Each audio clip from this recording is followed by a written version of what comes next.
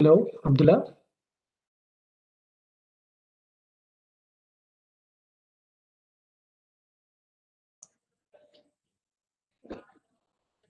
Hello, education department से बोल रहे हैं, आवाज जा रही है? हेलो, आवाज जा रही है? आवाज आ रही आ रही है आवाज आपको? हेलो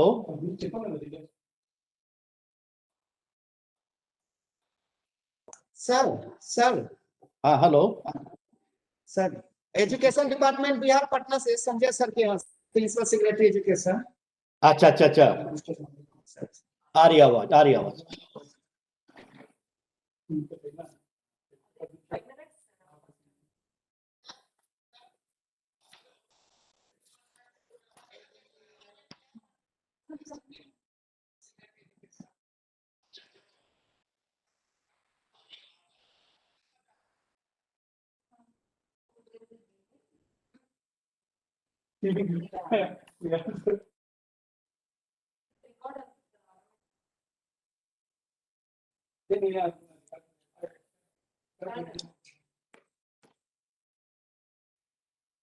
ల్యాప్టాప్ బంద్ చేద్దాం. నేను అనుకోవడం లైవ్ అబ్దుల్లా ఇది చాలా ఉంది కదా, ఈ ఛానల్లో ఉంటుంది అనుకుంటున్నాను. వాచింగ్ కట్ చేసి ఇద్దరు యూట్యూబ్ చూసుకుంటున్నాను.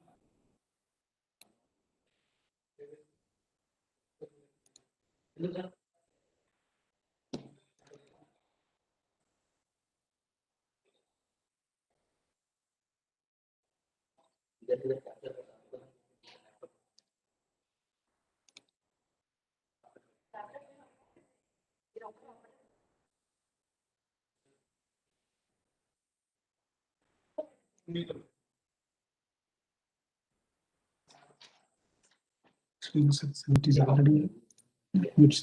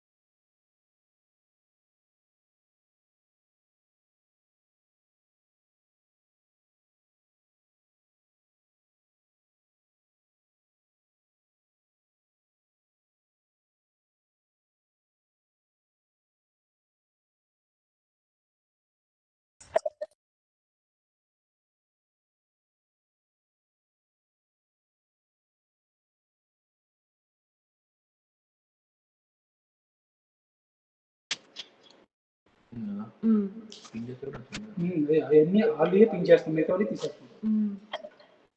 ఇది వీడియో బ్లాక్ చేయడం సార్, అన్లాక్ వీడియో వ్యూ అని వీడియో నాకు కనిపిస్తుంది. But it's coming now. Yeah, that's what I'm telling you.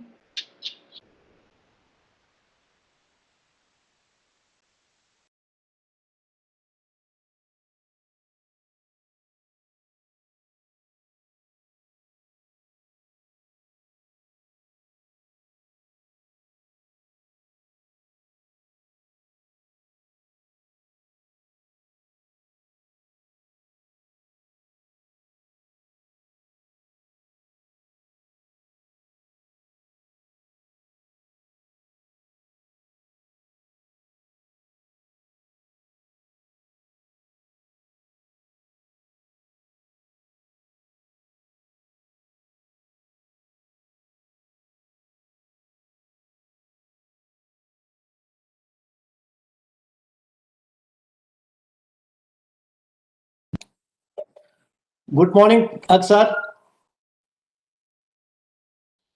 Good morning. Good morning, कैसे हैं? तो ठीक हूँ आप ठीक है? आवाज आ रही है? चलिए, आवाज तो आ रही है. ठीक है कैसे ही बुला दो. इनको होस्ट मारिए इनको. हाँ ठीक है, को होस्ट बनाइए. हम्म? इधर कॉल हाँ इधर इधर इधर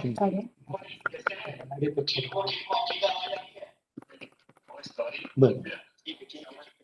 मतलब नीचे सेम वाली करो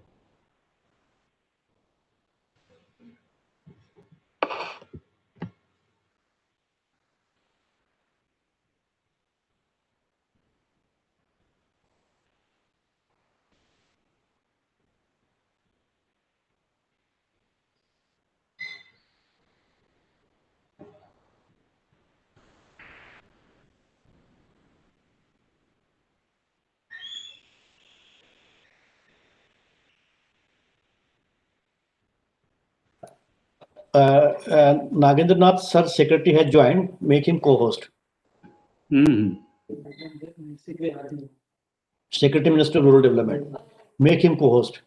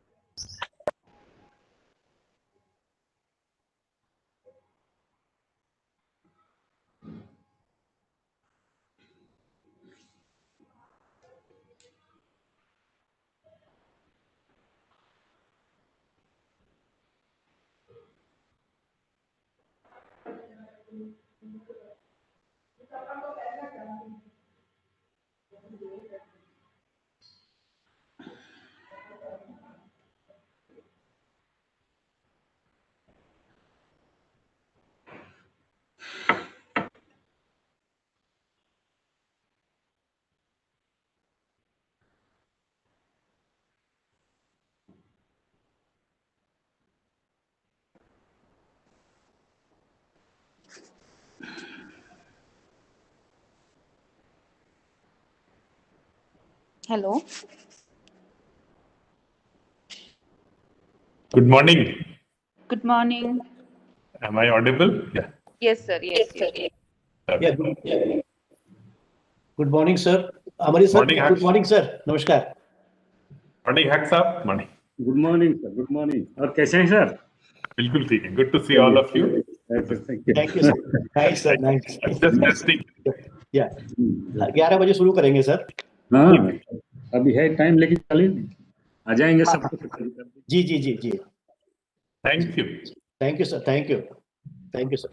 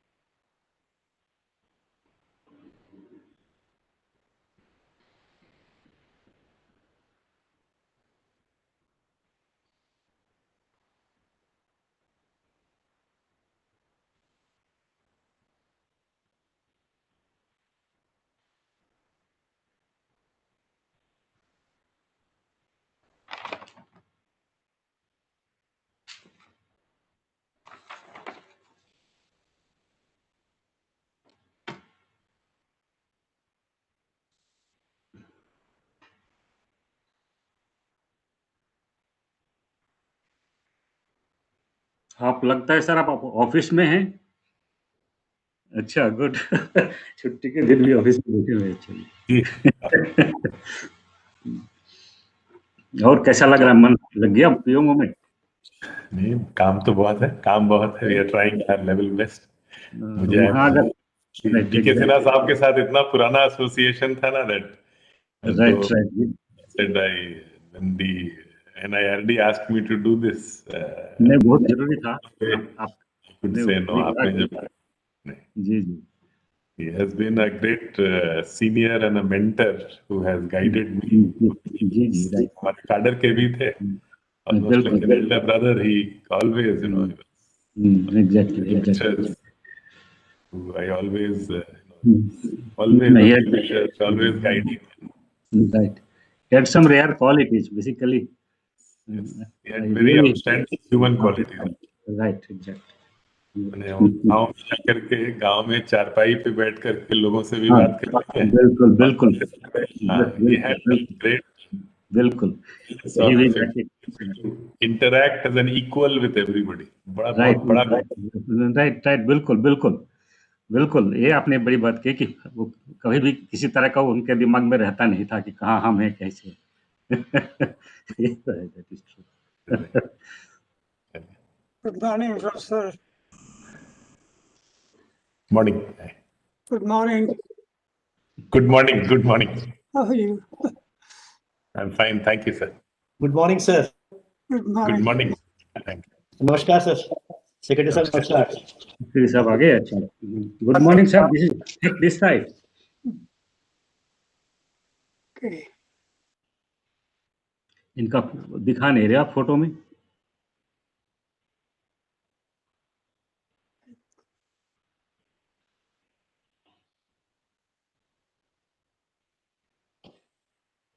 Morning, sir.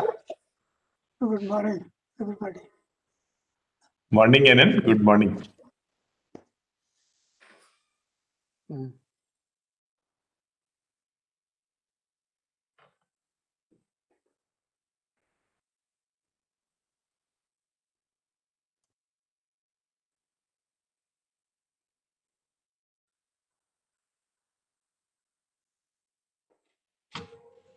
morning to our colleagues.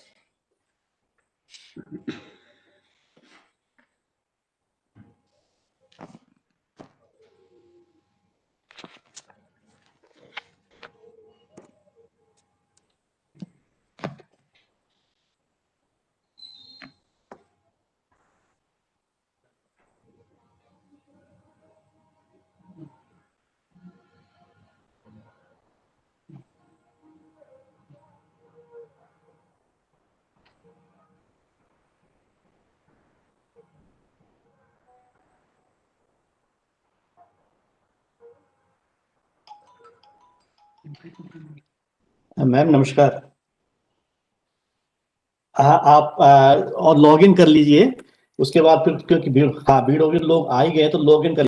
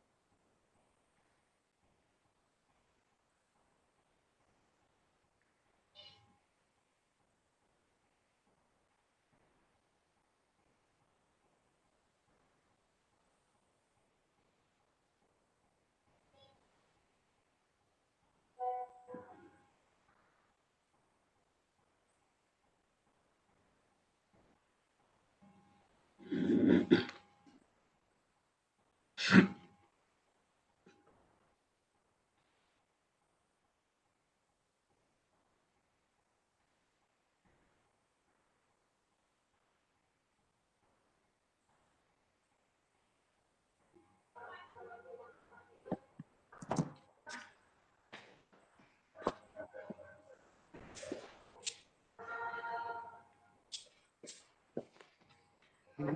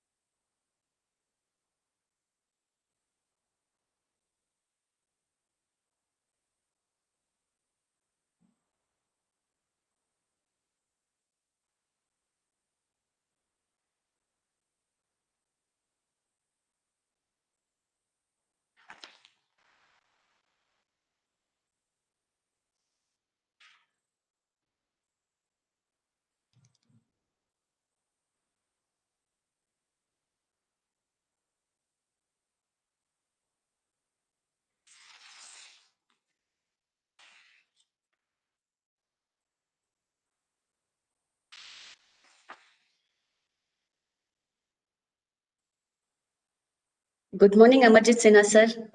Good morning, Secretary, sir. Morning, Radhika. Morning, Morning, Radhika. sir. Morning. Radhika ji नमस्कार। जी, namaste. Morning, ma'am. Morning, Radhika. Morning, sir.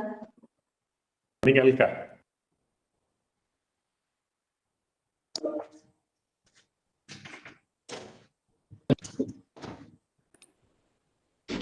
Good morning, sir. I was muted, sir. Morning, Alka. Good morning, sir. So good to see all of you, sir, and for sparing time. I think in another 4 minutes we can start, sir. And Saxena साहब भी हमें दिख रहे हैं। चलिए अच्छा है, good, welcome sir. as Thank sir, you. Thank you. good morning, sir. Thank you. Morning, sir. Looking forward to the lecture. Good morning, sir.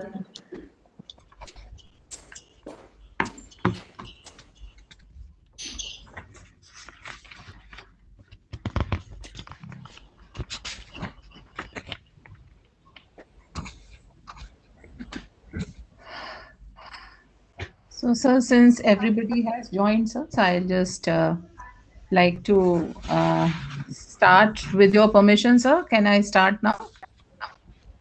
I think you should start already. I think everybody is here, sir, today. Good morning, esteemed guests who have spared their time on this cold morning, although Hyderabad would be relatively warm. I would at the outset like to welcome Sinha, Dr. Haq, Mr. Saxena, our Secretary RD, Mr. N.N. Sinha, to have spared their time for the B.K. Sinha Memorial Lecture, sir. We have about 200 participants who are here today.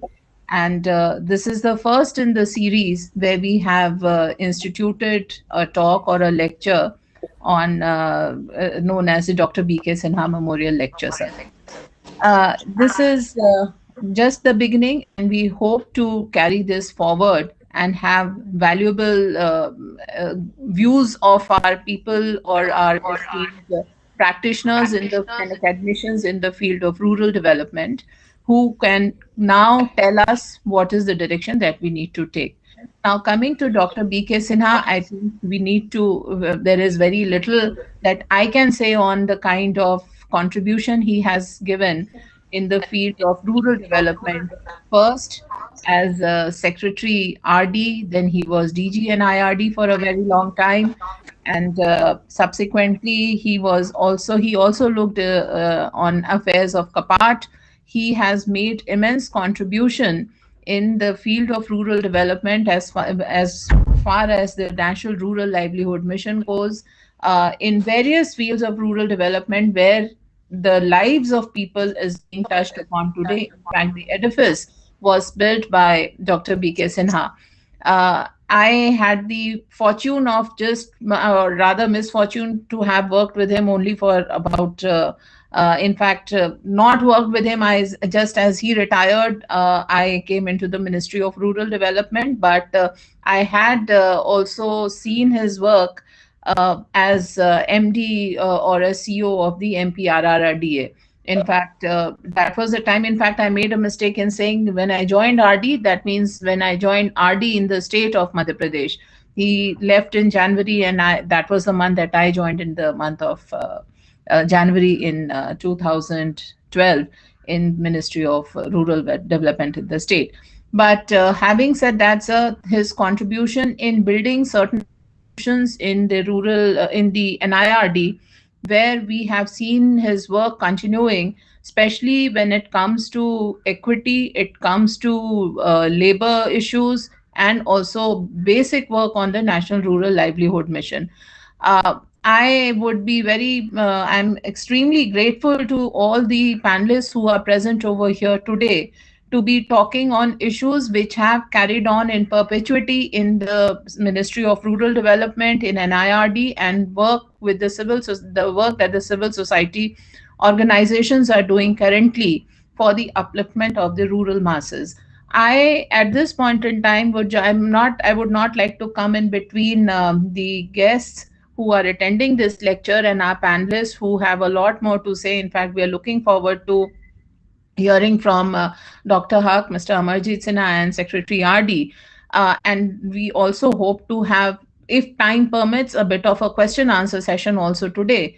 But in the current perspective, I would just like to mention that while in MORD, our thought is now towards elimination of poverty by bringing in convergence of various ministries and departments, and see how best we can touch upon the lives of people. There is a greater need now to also, in a way, monitor and also find out what is the impact that various schemes of rural development are bringing upon, and for which various research works have been initiated by NIRD, and there is a lot of contribution coming in, not only from NIRD as an institute, but also partner institutions from other civil society organizations who are now partnering with us. The latest that we are doing with the help of Ministry of Panchayati Raj is bringing up this concept of GPDP, or developing 250 model Gram Panchayats or clusters, wherein we can see how best we can plan, bring in the convergence of various departments, works of Ministry of Rural Development, Panchayati Raj, and see how best we can integrate the VPRPs, or the rural livelihood plans, which are of immense importance now. While a lot of work is being done in terms of infrastructure, whether be it MGNREGS or the PMGSY or PM Awas Yojana Grameen, and of course our National Rural Livelihood Mission program, there are many works being done also through the various Finance Commission grants that reach the Gram Panchayat.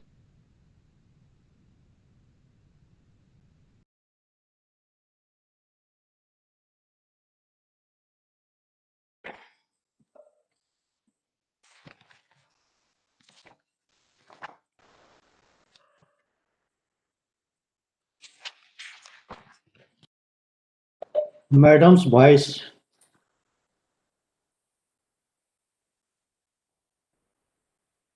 Ma'am, you are not audible now.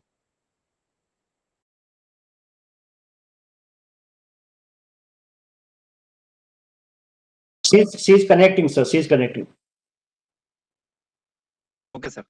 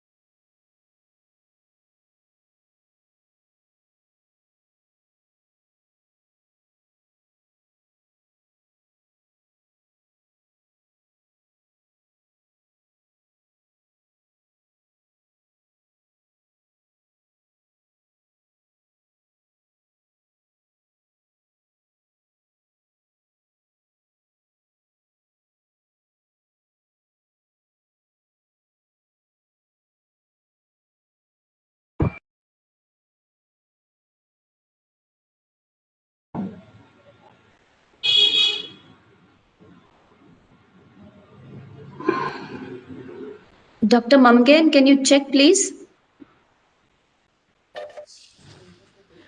Radhika have joined Ramindra Nayak this side. There is a good morning. There is some connection problem at the end of Madam Alka Upadhyay ji. Now, may I request Dr. T. Huck to chair this session and to introduce the guest speaker today, Dr. Huck. Over to you, sir.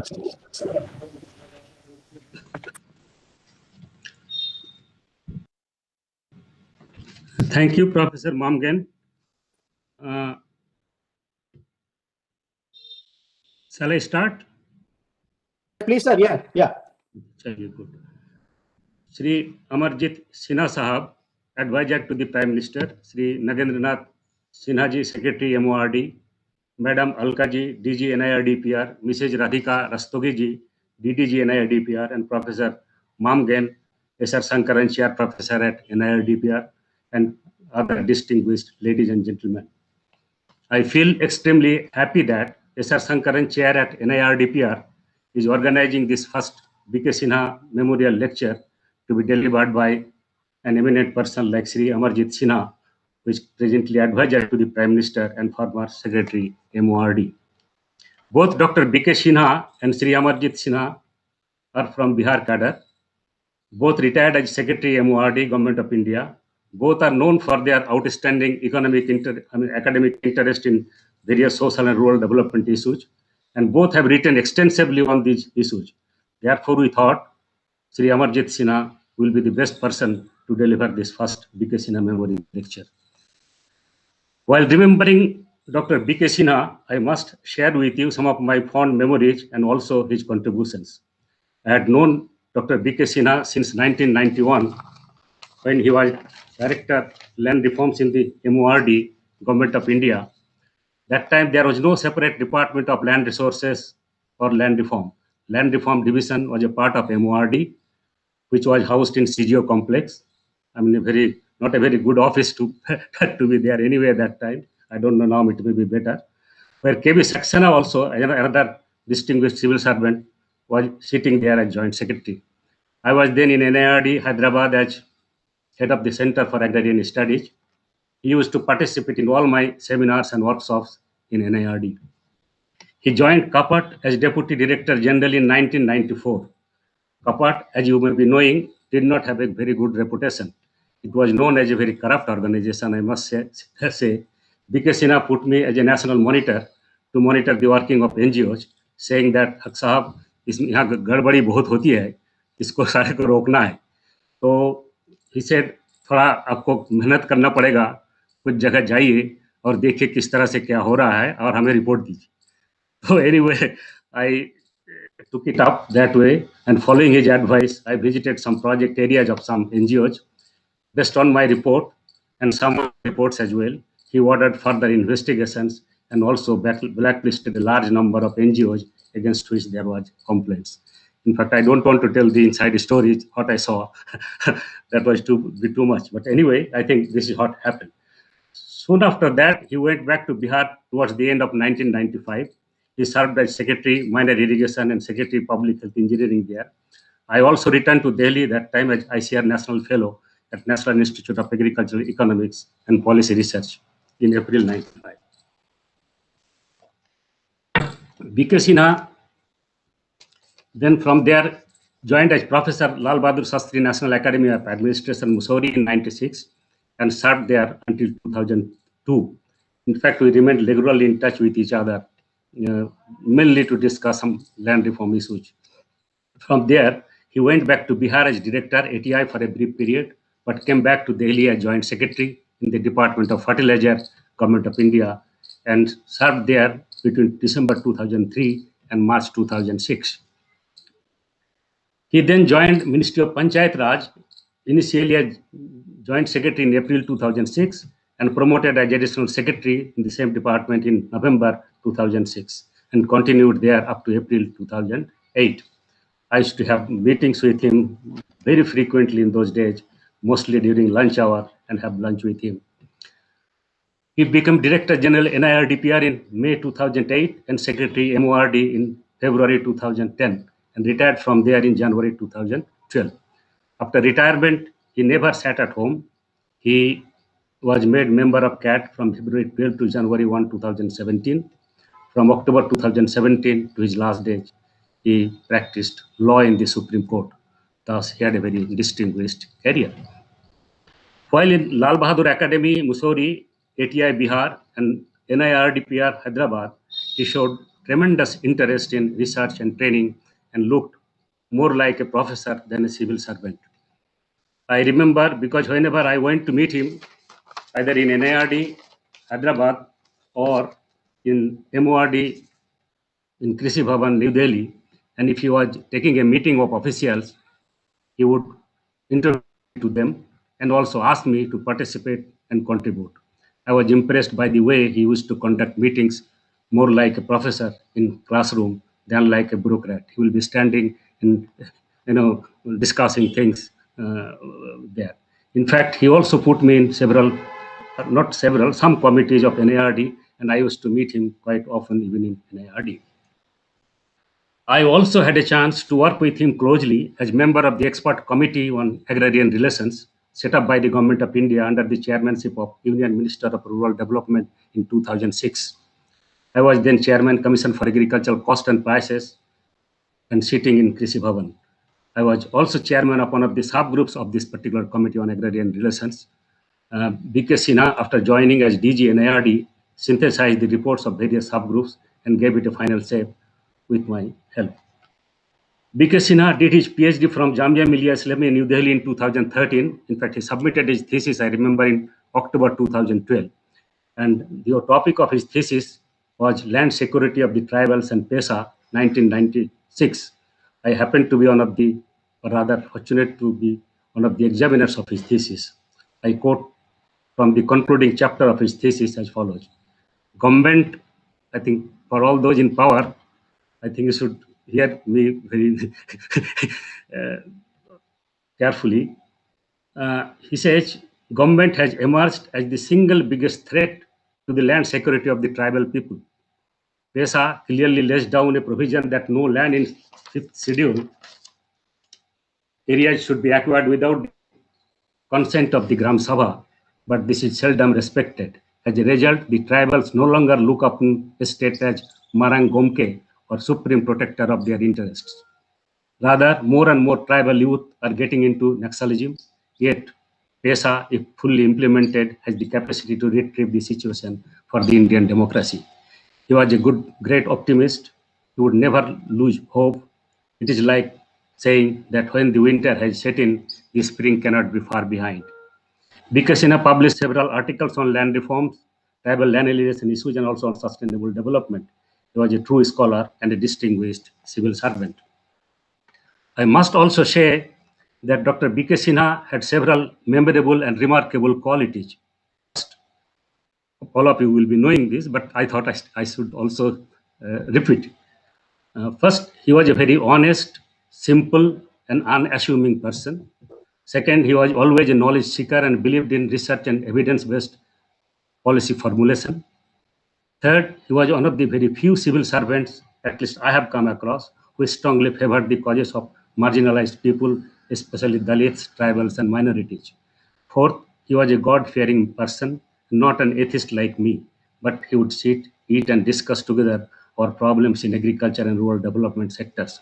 Once I asked him, Sinha Sahab, bataiye, why it is so that we are not able to eradicate poverty in India despite having great civil servants like Dr. D. Bandyopadhyay, S.R. Sankaran, B.N. Jugandhar, Dr. N.C. Saxena, Dr. Rita Sharma, and B.K. Sinha, Amarjit Sinha, anyway, they came late. So why this is so? And despite the fact they were not only dedicated to this cause and tried to mobilize people all over the country for this cause, what happened? He simply smiled. I could understand. We miss you, Dr. B.K. Sinha. Particularly, I will miss you, your good wishes during every Diwali, Holi, Eid, and New Year.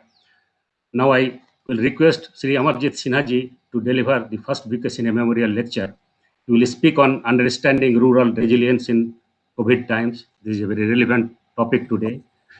As I mentioned to you, Sri Amarjit Sinha is an outstanding civil servant of Bihar cadre.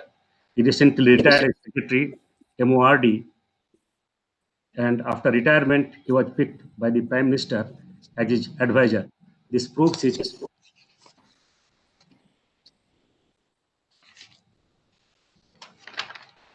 credential as a performer. As Secretary, RD played an important role in shaping and reshaping various rural development programs and helped improve rural development governance.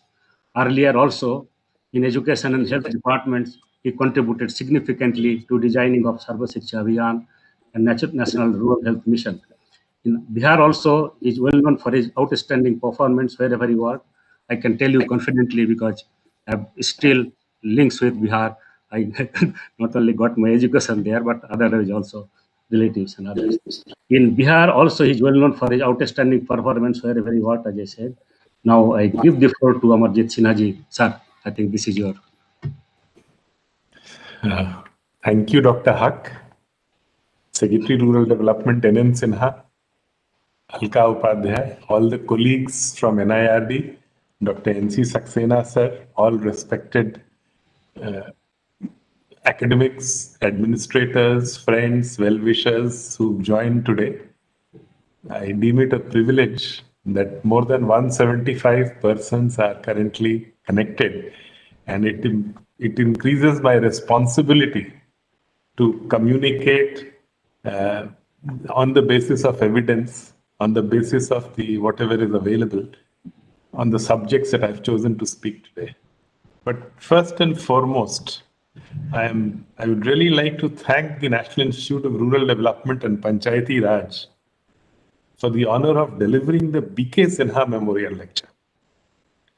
Mr. B.K. Sinha was a respected senior with whom I had a chance to interact for a very long time, like Dr. T. Huck.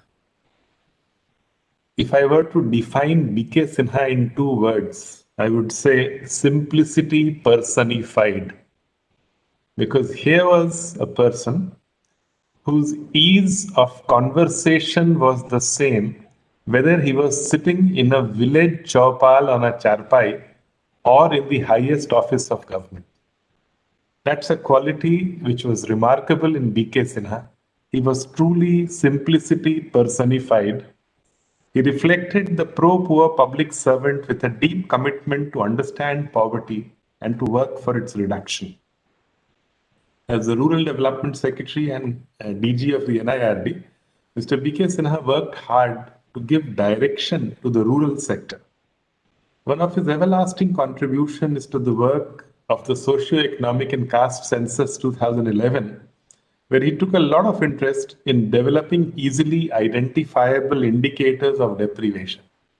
A person with an ability to persuasively develop consensus and to interact with all levels of government functionaries, elected representatives, and members of the community, Mr. B.K. Sinha was able to arrive at very meaningful frameworks through an interactive process. Always non-threatening in his style, he would get the best out of people by listening to what they had to offer, by working hard to understand the implications of policy making and program delivery. I spoke to Mrs. B.K. Sinha last evening. She is like a sister. उनको दीदी ही बोलते हैं. And I was only recalling some of the small incidents. What makes somebody like B.K. Sinha a truly outstanding human being. We had the privilege of being colleagues at the Lal Bahadur Shastri National Academy of Administration. And I must say that in his personal conduct, the sessions on land revenue administration which he used to take, besides the IAS officer trainees and other trainees, I used to make it a point to attend his sessions, because very rarely have I seen somebody who understood land revenue administration as he did. It's indeed a pleasure to be speaking in a lecture which is in his memory. A guardian and a mentor, and somebody who combined experiential learning with academic reading. Many a time what happens is those who do not write. And in some instances, what happens is those who write do not do. I think that balance, one has to get it right in terms of familiarity with the field, in terms of constant interface with the field. But in that pursuit of evidence-based policy making, there is a very strong case to continuously engage with academia, to learn from the findings of academia. And here I want to acknowledge some of the very young colleagues who've joined NIRD. It's been a privilege knowing them over the last few years. Yes, we had a lot of vacancies in the NIRD, but some youngsters have joined, assistant professors, associate professors, who brought in a lot of clarity as to how we should move forward.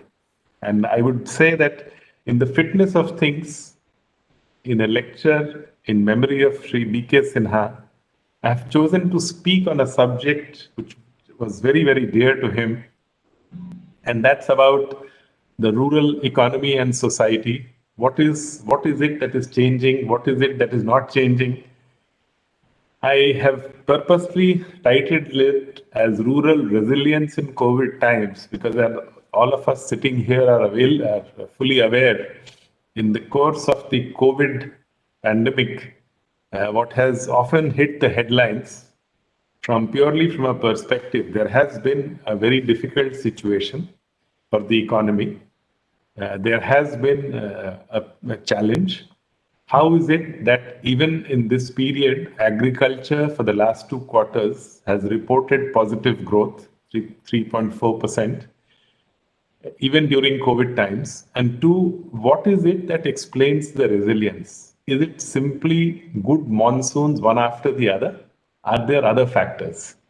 And what I have tried to do purely on the basis of evidence that is available, to see what is it that has changed, what is it that has not changed, what is it that needs more attention. Friends, in that context, what I will try and do today over the time that we spend together is to look at some of the policy and program reforms that have been attempted over the last 6-7 years in the entire gamut of rural programs in the agriculture sector, which many of you are more familiar than I am. But what I have tried to do is to look at independent sources, because it's always very difficult to speak about a sector where you have been yourself a participant in the processes. To be completely evidence-based, to be completely objective, the pressure to understand all contrarian views is even larger. So what I have, by way of sources, I just wanted to share at this stage, in the entire evidence that I will present to you, what have been my sources. I must at the very outset mention, for example, the National Sample Survey, 76th round, which was in 2017-18, has reported on certain parameters, which I will come to subsequently. What I tried to do was to understand the situation in 17-18 on many of those parameters compared to where things stood at the time of the 69th round survey, 2011-12, because both these looked at very similar parameters, whether it has to do with housing in rural areas, whether it was to do with sanitation, whether it was to do with use of energy for cooking, whether it was to use with electricity availability and so on. So a comparison of the NSSO data 69th round and 76th round is one set. Again, the NSSO has nothing to do with the Rural Development Department per se, and to that extent, the second thing which I have tried to do, again, as I mentioned, DK Sinha was associated, as was Dr. NC Saxena and others, with the process of designing the socio-economic survey, the census. Now, the socio-economic census 2011 identified some very clearly identifiable parameters of deprivation. No literate in a household age 25 plus. A women-led household with no male earning member. And so on. One kacha room with kacha wall and kacha roof. Now, after the automatic exclusion, wherein on the basis of 13 parameters, if somebody had a 3-room pakka house, or if somebody had adequate irrigated land, or if somebody had government employment, or if somebody had a refrigerator at home and so on the 13 parameters, first you excluded. Thereafter, you looked at the poorest of the poor, the automatically included, which among whom were families which were in bondage at some point of time and not adequately rehabilitated, were persons who were actually, they have no place to go and sleep in, would sleep anywhere in the village and the common community spaces. There were families which are still in some form or the other were involved in scavenging practices and so on. And thereafter, the remaining households, so of the total 17.93 crore households in rural areas identified by the socio-economic census, this included the census towns which are classified as rural areas. The one reason why the number of households in the socio-economic census in rural areas is higher than the census is because the census towns which have not changed their institutional management from rural to urban are counted as rural as far as the socio-economic census is concerned. I'm emphasizing the 18 crore households here because that's significant. Suppose that 18 crore, considering that number of new units may have come, households may have come. NSS 76th round 2017-18 makes an assessment that perhaps those 18 crore households may have gone up to 19.5 or 20 crore households now or so. Now, a lot of what I am going to by way of data, by way of some of the facts and figures that I'd like to present before you would be in that context. The second set of data, which again completely independent, are a lot of the research studies which keep getting published on many of the themes that we deal with in the rural economy. Many of them are independent of government. Many of them are funded by government but independent studies. For example, if I were to look at, say, the MGNREGS, on the water conservation works in MGNREGS, 2017, 18, 19, during this period, we had a large team led by Dr. Manoj Panda, the then director of the Institute of Economic Growth, who carried out a detailed study on the water conservation works and how they work. Do they increase productivity? Do they increase water availability? Do they increase incomes of households? Do they diversify crops and so on? We also, during the same period, on individual beneficiary schemes, the ex-director of the Council for Social Development, Dr. Ashok Pankaj, who again has done a lot of research, field-based research on MGNREGS, he did carry out a detailed study on individual beneficiary schemes in 3 states. Likewise, we had a large number of other studies from, some of it was quoted in the economic survey, studies which were based at the Institute of Indian School of Business in Hyderabad. And the study in the economic survey last year, which was on MGNREGS, was actually based on some of the studies which had been carried out with regard to use of technology and so on.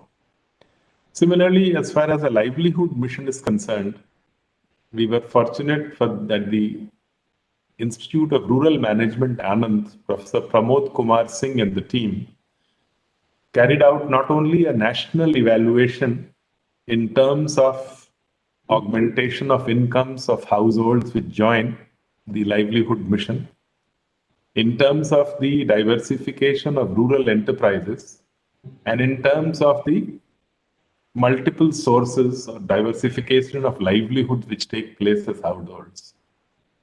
As far as the rural housing program, the Pradhan Mantri Awas Yojana Gramin is concerned, again, Professor N.R. Bhanumurthy, who is now the Vice Chancellor of BASE, the Bhimrao Ambedkar School for Economics in Bangalore, Dr. N.R. Bhanumurthy was a professor at the National Institute of Public Finance and Policy. He did a series of studies at different points of time on the housing program. So the point I wish to make as far as the Pradhan Mantri Gram Sadak Yojana is concerned, we had a series of studies, but we also had a very comprehensive study by the World Bank published in 2019-20, which looked at 3 states, but which also looked at all the secondary studies and what they had to indicate. Besides all this, we were also, as many of you are aware, now these were all independent sources. Many other universities have also studied many of these programs and given their suggestions based on the field work, be it the universities abroad, be it universities in India, whether it has been the Azim Premji University, whether it has been the Institute of Indian Statistical Institute, whether it has been NCAER. There are studies available. Sonali Desai's study on MGNREGS, for example, and so on. So what I have tried to do in some of the points that I had make, this is one set of sources. The other, which is again a community connected one. Many of my friends and colleagues from NIRD who are here are aware, though not much publicized, but very quietly, over the last 3-4 years, a very sincere effort to do the Gram Panchayat development plans with Gram Sabha meetings, with formal documentation, with photographs of every Gram Sabha meeting on the website in a public domain. The Panchayati Raj Ministry has been doing this. And not only that, in that process, doing some kind of a gap analysis of each and every village and panchayat. NIRD has been involved in the whole process. Panchayati Raj Department, all state governments are completely involved in that process. Sabki Yojana, Sabka Vikas. Again, this was not designed as a one-day activity. Over a period of more than almost 3 months, 2nd October each year to 31st December, an effort to try and have a Gram Sabha meeting in every Gram Panchayat with a detailed visual photograph, how many people have participated, which communities they belong to, how many members of SHGs are there. A facilitator appointed for each such meeting giving an independent report, getting the line field functionary of all these 29 transferred sectors in the 11th schedule for these meetings of the Gram Sabha. Of course, in some states, 5 or 6 departments send their representatives, in others 8, in some 2. That variation is, challenges are there. But at least this consistent effort, the states have full ownership of this. Even during COVID times, Secretary Panchayati Raj was sharing how states were very, very keen that this year also we must do this. Maybe we'll spread it out further given the requirements of social distance and so on, but we must still have it. Some of these assessments of the gaps in villages, whether in infrastructure terms, in social development terms, in access to services, the public services, these have also been factored in. And again, I think what is important to understand is why these gap assessments, why the community itself is important, because it throws a lot of light on what has worked, what has not worked, and what we need to do. For example, something which doesn't get monitored otherwise, but because of the large transfers from the 14th Finance Commission, as all of you are aware, over a 5-year period, more than 2,02,000 crores have gone to Gram Panchayats as untied grants for development of infrastructure in the villages. Today, when you look at the data which emerges by an analysis of this across Gram Panchayats, interestingly, you find that even in the intra-village roads and drains, across the country, there are many states where every village has pakka roads and drains, but even nationally, more than 75% villages seem to be having this. Now, clearly, a lot of the decentralized resource transfers on a much larger scale happening during the 14th Finance Commission period also seems to have contributed towards improving the infrastructure. Similarly, when you look at electricity, household connections and electricity availability, very interestingly, even in these independent studies and surveys done by the villagers themselves, validated through the members of self-help groups and others who worked as facilitators, what comes out is almost in 94-95% of the cases, the households do report receiving 2 to 8 or 2 to 10 hours, in many states 18 to 20 hours of power. Now, why these are important is because one needs to understand the overall sense and direction. Similarly, when I look at the NSSO data 76th round and the 69th round, say on rural housing, in rural housing, the 69th round said that 65.9% households, 65.8% households were living in pakka houses. The 76th round carried out in 2017-18 says that 76.7% households in rural India are actually living in pakka houses. There are others who are in semi-pakka houses and some who are in kacha houses. Now, if again, as I said, the 76th round assessed that the number of households may have gone up to 19.5 crores or whatever. If you look at these numbers, and if you go by the number of households in rural areas, so what is being talked about is a confirmation that an additional close to 1.7, 1.8 crore pakka houses have come up during this period, which matches with the public website database of geotagged houses made during this period. I think it's important to understand this because clearly the use of technology, besides financial resources, the use of technology today in a public website, each and every rural housing, stage-wise construction, from the beneficiary standing in front of the old house to the beneficiaries plinth level work, lintel level work, roof level work, and final completion work, dates on which payments are made. These are all not even password protected. They are available in the public domain for anybody to see. In the MGNREGS, each and every asset First, the effort, right from when the program began, the first effort was to see that each and every asset gets geotagged. Thereafter, before, during, and after geotagged images, again, I think some of these are important factors because this is also the period during which, now, if during this period, the membership under the rural livelihood mission of self-help groups of women under the NRLM, because self-help group is not new. They have been tried out many a time earlier. But what distinguishes the livelihood mission, that it's a mission without any capital subsidies. It's a mission which builds capacities in communities to diversify livelihoods at some stage.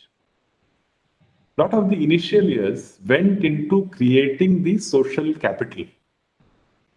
Once that social capital is built, it prepares local communities for a far greater engagement in economic activity and livelihood diversification. Something that we have been witnessing over the last 5-6 years on a very large scale. I recall 2013-14, we had about 2 crore 34-35 lakh women who were part of the day NRLM. Today that number is more than 7 crores. If you look at the financing through banks for SHGs under the livelihood mission, over the last 6-7 years, 2013 onwards, if you actually look at the total bank linkage, it is more than almost a little more than 3 lakh crores. And what is the position of non-performing assets?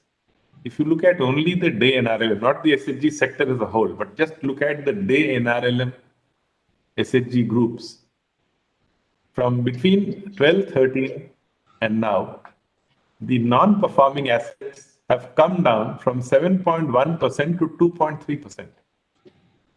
Only goes to indicate that when you build social capital, when you build trust, when you have institutions of the poor, and when you have clear partnerships at the local level, for example, the community-based recovery mechanism, the CBRM.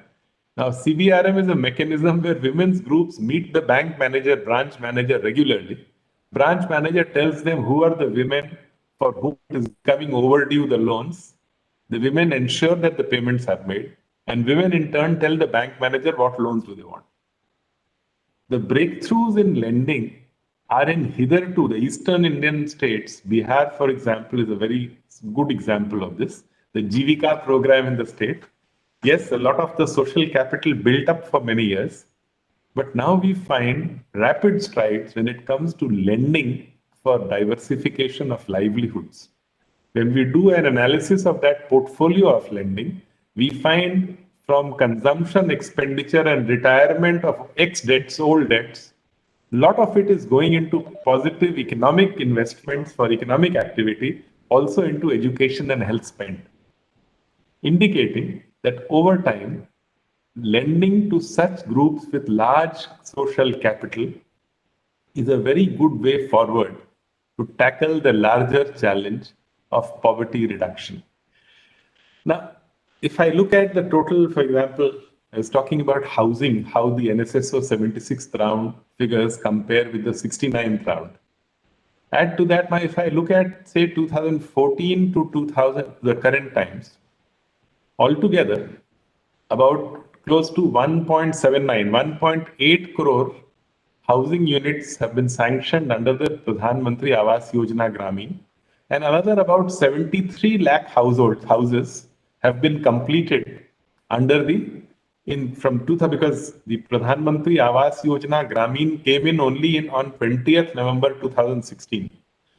Till that time, the erstwhile rural housing program of the central government, the IAY sanctions were given and old ones completed. So 73 lakh of those units taken up in 14, 15, 15, 16, and those which were incomplete earlier, as also because once we moved to the new real-time monitoring through an open website, a transaction-based website, where every detail of every transaction with geotagged images, even not 1 rupee could be paid outside the automatic transfer system through the route of directly into the bank account, the DBT. I think these are important. Now, if I look at the numbers, which means 2.5 crore households in rural India today, either almost about 1 crore 95 lakhs, 19.5 million houses are completed since 2014. Another about 55 million houses are at various stages of construction. So 25 million rural units. Each of them, remember, earlier the unit cost was 75,000 plus 12,000 for the toilet and plus 90 days of work under Narega. Now it is 1 lakh 20 to 1 lakh 30 and some state governments adding from their side, state governments and UTs. So if you look at the total, the sum of the what I refer to as the infrastructure deficits or the ease of living deficit or the living with self-respect deficit for poor households. Now all these beneficiaries have been selected only and only on the basis of the socio-economic census, which brought out which are these households which live in a kacha room, kacha roof. 2 kacha rooms, kacha roof was the outer limit. The universe was that.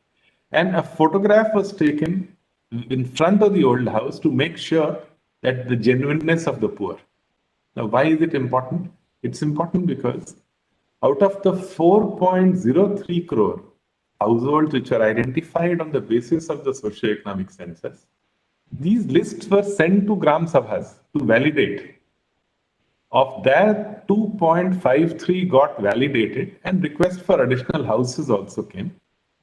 But when it came to actually sanctioning, we find that after reaching 2.1, 2.2 crores, the demand or from the old permanent wait list, almost everybody seems to be covered because others already had a pakka house. And if you had a pakka house, there is a responsibility at the time of the geotagging. If as a panchayat secretary, I make a wrong tagging, it can be recovered from me at any point of time. This message was very strongly given in the system that in case you give a house to somebody who already has a pakka house, surely this will get recovered. And there are instances where state governments have recovered that money. I am making this point because effectively what it means, ease of living takes a different shape. Ease of living means a very large number of rural households. And again, of all out of these 2.5 crore sanctioned or completed houses, more than 45-50% belong to scheduled caste and scheduled tribes. Now, what does it indicate? It indicates that amongst the poorest of the poor, their basic ease of living in terms of electricity availability, in terms of LPG gas connection, in terms of a pakka house, in terms of an intra-village street and drain, in terms of toilets under the Swachh Bharat mission. So, if you look at 10 parameters of ease of living, you will find a very large number of them have 5 or 6 or 7 in many cases. So, I give a thrust to improve the ease of living, to give a life of dignity to the poorest. And these houses, again, drinking water, the Jal Jeevan mission, which is now pushing for provision of drinking water in every household as well. Already states like Bihar, for example, in recent times, invested in this. Pakka village, intra-village roads. I think the point to be made here is that in many ways, the ease of living and living with dignity in terms of the poorest households in rural, and if you add up the total resource transfers, it becomes large. I will come to those numbers. So if you had total rural households were about, say, 20 crores, and out of those 20 crore households, if you've actually taken up more than 2.5 crore new houses or completed nearly 2 crores out of them, which means 10 to 15% of the poorest of the poor have received assistance, which is high, have been able to build their own homes. This becomes important. I'm coming to this. Add to all this, oftentimes, a point that we miss, the National Food Security Act, wherein we provided for 2 rupee kg wheat and 3 rupee kg rice. It was 75% of rural households and 50% in urban. Nationally, it varies. In states like Bihar, 85% of households are covered. But in some other states, the number would be much less, as was determined by the Planning Commission. But what is important is 6 years ago, about 11 states were implementing NFSA. Today it is universal across the country, which means each and every state and UT is implementing the 2 rupee wheat and 3 rupee rice program, 5 kgs to a person, almost say for a family of 5, about 25 kgs of grain. Now during COVID times, we've also had every household, 80 crore persons receiving double of what they have got, and the double amount has been given free of cost. So 5 kg per person at 2 rupees, 3 rupees, and another 5 kgs every month for the last 7-8 months now, free of cost, to ensure that 80 crore persons, almost about 20 crore households, or 19 crore households, rural and urban, have grains available to them. Why this becomes important is what I buy at in between 60 to 70 rupees a month, a family of 5 can buy its 25 kgs of grains. With this, and even if I don't count the free distribution. Now that becomes important because what happens is this has implications for many things. Our consumer price index for agricultural labor, which is very old, Dr. Huck will bear me out, had a large weightage for food items, food grains, for example. But that food grain, because of the universalization of this NFSA to the poor across the country, what happens is that these are available at a much lower rate. So overall, the requirement of monies for purchase of grains becomes hardly 10 to 12% of the total income of a household or the expenditure of a household. This becomes important because along with this, see, often this point is made that the wage rate rises in rural areas have not been very high. But we often miss out on many of these public subsidies which have substantially increased during this period. If I do housing, I'm giving almost 1.5 lakh of resources to a family. If we are doing a toilet, we're doing another 12,000. If we are doing any of these interventions for improving the dignity of a poor household or reducing what may be called the infrastructure deficits which poor households faced, a fair amount of public subsidies in food grains, for example, if I were to buy 25 kgs of grains in a market in a month for a family of 5, even if I assume that, say, at 25 rupees, I need a lot of money to be able to buy that. Whereas in practice, I'm actually buying it only at 60 to 50 to 70 rupees. If I buy only wheat, I am able to buy it at 50 rupees. If I buy only rice, I'm able to buy it at 75 rupees.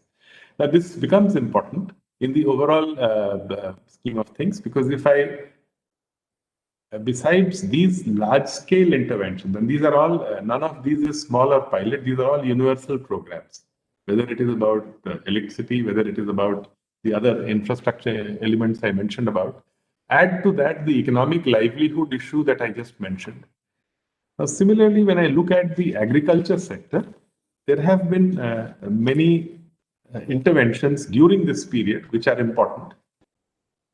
And again, I go back to the number that I mentioned about rural households, 17.93 crore rural households in the SECC, assuming, say, 20 crore households today. 10 crore households, more than 10 crore households in rural India receive the Pradhan Mantri Kisan Samman support, which is 6,000 rupees per year. So 50% of the households in rural India receive the PM Kisan Samman income support. 1/4, 25% of the rural households in India participate in MGNREGS. 5 to 6 crore households every year participate in MGNREGS. Of the total, say, 17.91 crore, which maybe have become 19 or 20 crore households today. These are important figures because, and add to this, again, during COVID times, assuming that there were major challenges and major dislocations in households, migrants especially came back to the villages, there were severe challenges. The food was one security. Gas, 3 free gas cylinders was another security.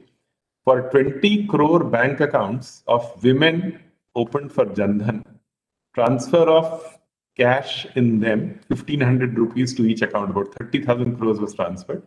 Another 2 crores building and construction workers who were registered and for whom Aadhaar-linked bank accounts were available. Transfers from the Building and Construction Worker Welfare Fund. Of course, the total number was much larger.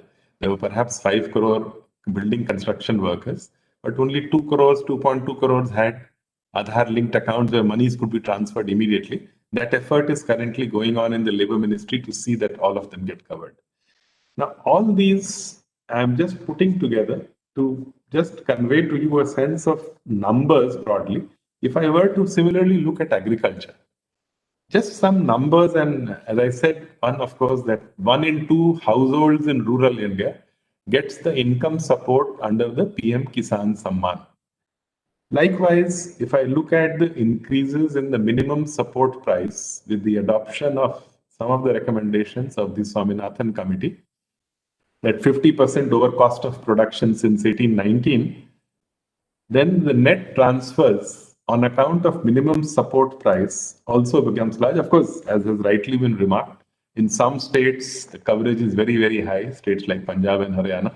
Other states, not so much. Overall, nationally, maybe 6 to 7% procurement happens at the MSP rates.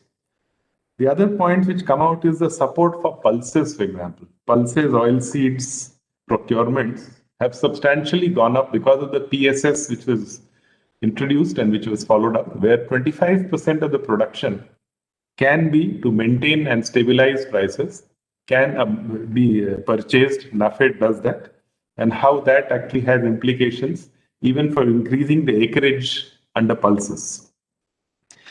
The Kisan credit card, again, something which became a big priority, and not only for agriculture, but fisheries and livestock also.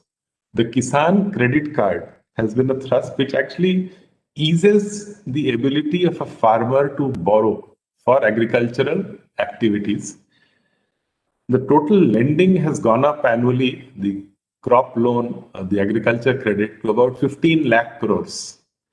Now, then the Fasal Bima Yojana. What is often not understood that almost about 82,100 crores have been paid against farmer contribution of 17,450 crores. If you leave aside the central and the state government contribution, the farmers' contribution was 17,450, but in return they have been paid 82,100 crores, which means effectively that almost about for every 100 rupees paid by a farmer, because rest of this, the insurance premium is paid by governments. And overall, no, insurance is something where it will not match year to year. Over a 3 to 4 year period, when you look at insurance, then you actually get a sense of how it works, especially large areas with very high input cost crops. And if damage is there too, with vagaries of climate and weather, a lot of this protection does help during such periods. So, friends, the point I wish to make is that very quietly, a whole lot of changes seem to be happening. And again, the third set of data, which is again newspaper based, which I'm sure all of you will be seeing, the fast moving consumer goods. Now, what happens is a large number of companies study the fast moving consumer goods, the sale of tractors, the sale of automobiles, the sale of cement and steel, either sector associations, industry associations, or academic institutions. In many cases, research institutions based on their field surveys have been looking at this. And over the last 5-6 months, if you look at many of these studies, even during COVID times, what is coming out that in some manner, rural demand seems to have held ground. Of course, the decline in urban has been much sharper as far as demand for fast-moving consumer goods is concerned. The demand for tractors, for example, more than 1 lakh tractors being sold in a month for the last 2-3 months. The cement and steel demand, for example, in the rural areas continuing to hold. A lot of this has been appearing very perplexing to many of the research institutions also, which have been looking at this, the market surveys and market research. But you may be seeing in the newspapers regularly. After all, what is it that explains this resilience that in spite of clearly all of us know that there have been pressures on account of the dislocations which happen because of COVID, economic activity levels come down. But why is it that the rural market, small district towns and sub-towns, as also the rural areas, continue to hold? Another point which comes out and which is to do with the community connect, which is equally important, is the manner in which panchayats, women self-help groups and others, frontline workers came forward to fight or to actually make a difference during COVID period. The management of migrants going back in terms of once they reach the village, the isolation done through a community connect, panchayats playing a lead role, self-help groups of women playing a very major role, the manufacture of masks, sanitizers and so on. A large, Alka will bear me out, how a large number of women self-help groups have done outstanding work during this period to ensure that even in remote areas, people are safe, people are secure, social distance is maintained, and masks are used, hand washing is followed. So clearly how social capital and community connect in rural areas may well have saved it from a very heavy or a very harsh onslaught of the COVID disease and loss of lives. I think in this overall context, if I just look at some more numbers, and just to give you a sense of the extent to which numbers are indicating a certain pattern, if I look at, say, the total investments which go in for programs of rural development. Now, the figures that are available right away, if I look at, say, the allocation for rural development programs, in 2012-13, rural development programs had a total allocation of 50,162 crores. These are actual figures for 2012-13. The budget outlay in the current year, after the additional 40,000 crores given for MGNREGS at the last revision, it's almost close to 2 lakh crores, 1,97,000 crores. So clearly, in terms of the absolute, now add to this the 2 lakh crores over 5 years from the Finance Commission. Add to this the fact that in programs like rural housing, earlier it used to work on a 75-25 principle. Now it works on a 60-40. For example, in the first phase of the Pradhan Mantri Awas Yojana, of the total spend of about 1,30,000 crores, 81,000 crores came from Government of India, but 46,000 crores came as state share. Similarly, Pradhan Mantri Gram Sadak Yojana, which was 100% funded by Government of India till 2015, becomes a 60-40. When Government of India puts in 19,000 crores annually, the state governments also chip in with 9 to 10,000 crores as a state share. So the effective spend goes up because of larger state shares also coming in. We also have, during the same period, resort to extra budgetary borrowings for, say, the rural housing program through NABARD. The Finance Commission transfers. Now, similarly, in the case of agriculture, because of the Pradhan Mantri Kisan Samman Yojana, more than 90,000 crores have already been disbursed over the last about 20 months. Now, I think some of these facts and figures, similarly, the access to credit, whether it is self-help groups or whether it is crop loan and the Kisan credit card linked credit. Now, I think the reason why I'm mentioning all this, if I look at purely dispassionately at the number and the transfers to rural areas, one, for improving ease of living of the poor, and two, for some of the protection, the risk mitigation, say, because of the Fasal Bima Yojana, or the income transfer, income support rather, which comes through the Pradhan Mantri Kisan Samman, or expansion of the Kisan credit card. Now, all put together, overall net transfers, both in terms of leveraging credit from institutions as also on public expenditure through the budget and extra budget sources, state transfers, state government contributions to major programs, all of these seem to be on the much higher side. Along with this, the socio-economic census, which I began with in the beginning, why it becomes even more important is that the deprivation, the deprived households who got the benefit of housing program also get the benefit of the LPG gas connection. Also get the benefit of free electricity connection to the household. Also gets the benefit of Pradhan Mantri Jan Arogya Yojana under Ayushman Bharat for secondary and tertiary care. So the same set of households getting all these support under various separate programs, whether for LPG gas under Ujjwala, whether for Saubhagya, whether for LED bulbs whether for housing, whether for Ayushman Bharat PMJ. So the same set of deprived households getting multiple benefits of these programs because, and it's a caste, creed, religion neutral list. The socioeconomic census is a completely neutral list, which is based only on the deprivation and easily identifiable deprivation. So I think these factors are important because in terms of the ease of living, the data, both internal and external data, seems to confirm this. The studies that I referred to, I again come back to the Dr. Manoj Panda's study. What came out very clearly is there were delays in payments.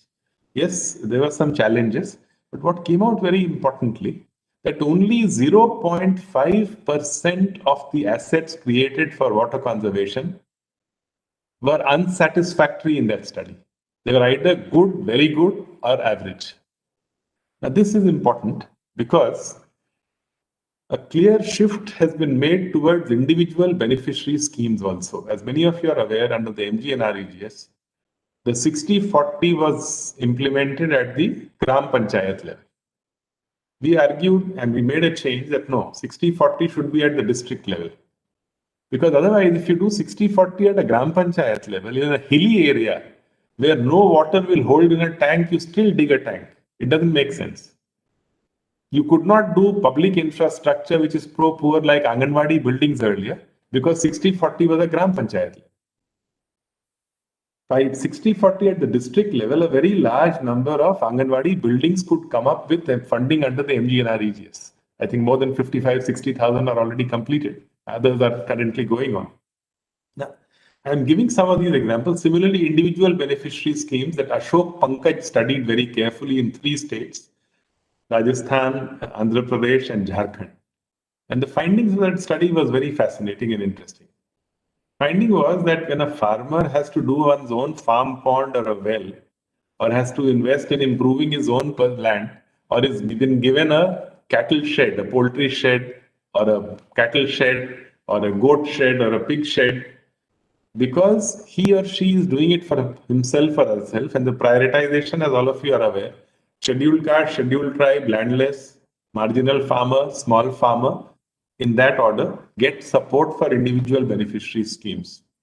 Almost 70% of the schemes under MGNREGS during this period, from 26% earlier, became individual beneficiary schemes, because even in the 2.5 crore rural housing that I mentioned, 90 days of work is given. So it is not that the landless is neglected. This was often said that if you do individual beneficiary schemes, the landless will get affected. But it is those landless and marginalized whose houses are coming up. And they also get 90 days of work as an individual beneficiary scheme. Now, again, the challenge which has been highlighted by Dr. Saxena and others many a time, how the poor states don't use as much of MGNREGS as they ought to. Something that very significantly we have tried to address with some successes, because again, in some manner, because it is an act, it is a little open-ended. You can't tell Kerala or Andhra that we will not give you money. If the demand is there, you'll have to give the money. Now, I think it is for this reason, but very consciously at the time of finalization of the labor budgets of states, we have borne in mind the fact what is the percentage of deprived households in Bihar as compared to overall deprived households in the country. Are we allocating adequately? If you look at the last 3-4 years now, you will find that the allocation to hither the so-called states with large poverty has gone up significantly. If you do it on a per capita basis, then of course the numbers still have a long way to go. But if you compare Bihar from 2012-13 to Bihar in 2020, Orissa from that time to now, Jharkhand from that time to now, you will see how overall these states, Rajasthan and West Bengal, were always using a lot of the MGNREGS. But among the other states, UP, Bihar, Madhya Pradesh, there is a clear significant jump because That's again a change which is important and remarkable. During the last these 5-6 years that I mentioned, because of the housing program and use of SECC, money goes where people live in thatched huts. Now, if those states, hitherto Bimaru states, or hitherto states with not so good indicator, today the champions in the housing program are those states. Bihar, UP, Orissa, Madhya Pradesh, West Bengal, Rajasthan, Maharashtra, Tamil Nadu, because wherever more people were living in thatched houses are the states which got more resources for housing. Now, similarly, PMGSY. Now, PMGSY, our last mile connectivities, as far as based on the 2001 census, population of 500 in plain areas and 250 in hill areas had to be connected. So the states where it was still not done was a lot of the states where, for some reason, the performance had been slower. If you look at the total road construction during this period again, you will find a lot of it has happened in hitherto poorer regions, largely because that is where the uncovered or the incomplete works were which had to be completed. So I think all these factors become important in terms for resource transfers, both spatially, state-wise, household-wise. So both the thrust on ease of living, the reforms in agriculture, support for income, promoting KCC, the new Fasal Bima Yojana, all this along with the livelihood mission, the community connect through the livelihood mission, the strengthening of the panchayat process. Now today, for example, transfer of funds even to panchayats, almost all of them are compliant with the PFMS and efforts are being made for electronic transfers and all of them, some states have done it, others are in the process of doing it. Clearly, what is emerging, it is not just one good rainfall or one good monsoon which can explain rural resilience. One will have to dig deeper to understand, yes, there has been a dislocation. Yes, there has been suffering in the short run because of COVID. But when you look at, it's also a fact that many migrants who've come back and have continued to stay in the village, many of them were in white collar jobs. Their savings are available with them, and some of the disposable incomes with them is also being spent. As a consequence, some of the continued demand for goods and services in rural areas may be explained by the fact that some of those migrants who've chosen not to go back immediately, but who had reasonable incomes, they are also contributing to a slightly increase in the demand, even during this difficult period when demand has come down in urban areas in a very significant way. Likewise, I think a lot of the data around the sale, whether it is of fast-moving consumer goods or tractors, automobiles, cement, steel, manufacturing, the rise of what is now being called small towns. In many instances, of course, not documented, not studied much as yet, but the data which is available is either from the industry associations or some researchers, do seem to indicate that some economic activity of a slightly higher order is beginning to happen in many of these small towns, which may be a good thing overall. But I think the resilience of the system has to be understood from this overall perspective. Friends, I now come towards the end of the presentation on the use of technology and community connect. I can see Sanjeev Kumar, the Additional Secretary and Financial Advisor of the Ministry, as also the NIRD team. The movement for creating a strong accountability framework, something which many who are sitting here today, I had a chance to participate in, whether it was internal audit or social audit or common review missions or research, a constant effort to try and understand where the weaknesses were. Because if we are not willing to acknowledge where the weakness is, we would never be able to resolve it. And clearly, an open-minded policy towards whatever deficits in governance we had, it helps in moving forward more systematically. It's again, it is nobody's case that everything is hunky-dory. It can never be. But basically, to acknowledge where the challenges are, what is it that can be done to break those linkages which are not in the interest of poor people and poor households, how to improve ease of living faster, how to see that those still not covered get covered, one of the exercises which is still going on, which the Rural Development Ministry has been doing, is to try and understand the ease of living a household. So what have they done? They have taken all those 8 crore plus households which reported deprivation in the socio-economic census. Somebody is visiting each of them to understand where they stand today. Where they stand vis-a-vis electricity, whether housing, whether it is toilets, whether it is any of the 10, 15 parameters of ease of living, whether it is drinking water, whether it is access to primary health, whether it is, So once you look at those households and see where their gaps are, what it affords is an opportunity to attend to it specifically. So clearly, what is emerging from an analysis of the data which is independently published, data or studies independently done. For example, again, I refer to the study on the housing program, which was carried out by Professor Bhanumurthy of NIPFP at that time, who's now moved to the Bhimrao Ambedkar Center for Economics in Bangalore.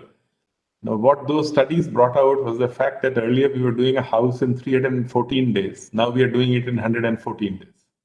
Now, these are matters where, we wanted to understand what is it that is. It also came out that households are putting a lot of their savings, because while we are providing them money for a small, decent house of 2 rooms, a veranda, a cooking area, many of them are doing a 3-room, because a house becomes aspirational. And many of them would like to, a lot of their savings also have been going into it. Now, these are issues which came out in those studies. The reason why I'm bringing it out is that surely we need to move even faster in transforming rural lives and livelihoods. The social capital built up through panchayats and through the women's self-help groups, it may sound very small, but in the capacity development programs for panchayats, the Rashtriya Gram Swaraj Abhiyan scheme, there is now a clear mandate that elected 31 lakh representatives of panchayats and the 7 crore women of SHGs, they must have common capacity development programs. We want women from self-help groups of livelihood mission to actively be a part of capacity development of panchayats. There are tensions in that relationship. Many a time, the accountability of panchayats go up. Geotagging of every asset under the Finance Commission, just as we did it for MG and REGS. We have more than 10 crore assets of MG and REGS before, during, and after, all available in the public domain. We have for the 2.5 crore houses either completed or sanctioned, 6 photographs of those completed and 3 to 4 of the others. So 30 to 40 crore geotagged images in the public domain available. Likewise, for all the assets created under the 14th Finance Commission grant to panchayats. Initially, in a few places, there was a little this thing, why do we need to do this? And we explained that this is public funds and we need to put it in the public domain for anybody to see. So I think clearly social audit, for example, systematically trying to develop a village resource person from among the women self-help group members. More than 1 lakh of them are trained in a 6-day program jointly developed by NIRD and the Tata Institute of Social Sciences on doing a social audit. The district and block resource persons in the Directorate of Social Audits in states mandatorily having to do the 4-week program or the 6-week program that the NIRD organizes for a certificate program in social audit, a center for social audit at the NIRD. So the point I'm trying to make is institutionally, the community connect, the panchayat, the GPDP, the accountability framework, internal audit, for example. Now, what is the internal audit program? We realize that performance audits are good, but many a time they come many years after a program is over. We need a system where it is more immediate and current. We got Mr. Parshuram, the retired Chief Secretary of Madhya Pradesh, many deputy CAGs and others to sit together and tell us what we need, what are the risks in rural development programs that we need to be aware of. A 4-week program which the NIRD has developed in partnership with the Institution of Internal Auditors of India. Many state rural development institutes are also offering it. Retired accounts officers and others from government, BDOs and others are doing that program. Once we have, say, 4,000 or 5,000 people in the country trained on risk analysis for these programs as internal auditors. Anytime you hear of a complaint in a particular district, any of them living close by can go there and be paid for doing this task. The idea was to build capacities because nothing happens by itself. It has to be made to happen. Social audit, for example, we did not have any standards of social audit. With the CAG, we developed detailed standards of social audit. We developed course material, NIRD and Tata Institute of Social Sciences together on a certificate program for social audit. The training programs for village resource persons. So in each of these accountability framework elements, whether it is ranking of villages, whether it is the Mission Antyodaya assessments, whether it is the research, the common review missions annually and so on, the effort was largely to learn where the gaps are, to see what we need to improve. I still recall in one of our earlier, the first or the second common review mission, Chinmay Basu sir from the Orissa cadre, who was a member of the mission, who had gone to Madhya Pradesh, he gave a very, I still remember his recalling how wherever he went, he was told कि वो site पे है, हमारा सब कुछ computer पे है. He said जो physical record पूछते थे बोलते थे वो site पे देखो. He brought in this point very clearly that while technology is a means, our physical record keeping should be equally strong. We got into this thereafter. There were 35 registers for Narega earlier. We decided that only 7 registers are good enough. By the 4th common review mission, almost every mission team which visited the field reported back to say that the 7 register system is working. The point I wish to make is that nothing happens by itself. It has to be made to happen. MGNREGS was a large program, but it was being managed through 1,027 circulars. From 1,027 circulars, after consulting everybody and state secretaries sat together to do this, we said, no, we will only have an annual master circular of 30 pages, which will supersede every other instruction. Idea was clarity at the field. The field functionary must also know what is expected, that he or she has to maintain registers in a particular way. And in all these, again, something which I am referring back because not only community connect, but also respecting the federal principle. In all the programs of rural development, the effort was to get secretaries from well-performing states together to design the framework for implementation. The Pradhan Mantri Awas Yojana Gramin framework for implementation, 7-8 secretaries got together to write it out. Mission Antyodaya framework, 7-8 secretaries have written it out. Narega annual master circular, a team has come together to do this. All these are important because clearly when we are doing a work of this kind, it needs a partnership. It needs, so I think if the resilience that I'm talking about, it is work in progress. And I'm not trying to run a case that, everything is hunky-dory. That will never be the case. But if we respect the community principles, if we respect the systems that we build, if we respect the role of the states, the local governments, the panchayats fully into our systems, clearly the journey becomes that much easier, even during difficult periods. A lot of the resilience is not only the outcome of a good rainfall in the current year. That's a point I wish to make. Behind it, a fair amount of change in policy, in use of technology, in community connect, they have all gone in to contribute towards a situation where diversification is possible, where rural demand, and again, I think the point that I'm just making it again is that we often don't look at the public subsidies to the poor in the form of various assets that I just mentioned or in the form of grains at almost no cost. It's important when we are looking at the issue of wages and wage rates to understand this larger context that the same households of the poor or the deprived get assistance for many of these together because the socioeconomic census and its identification of households. And it is for this reason that I again pay tribute to Sri B.K. Sinha and the team that worked at that time, because it does help in giving a direction with all its limitations. Some poor may have got left out. But by and large, if you develop systems of Gram Sabha validation, if you develop systems of geotagging, if you develop systems of technologies community connect, social capital all together, it is possible to further sift the data to understand where we stand, who needs help. And at the end of the day, the challenge is that each and every poor household in India lives a life of well-being. For doing that, clearly the challenge is multidimensional. The studies by Sabina Aikere and others who had recorded declines in poverties in India. Many of you would have had a chance to look at what the study had indicated.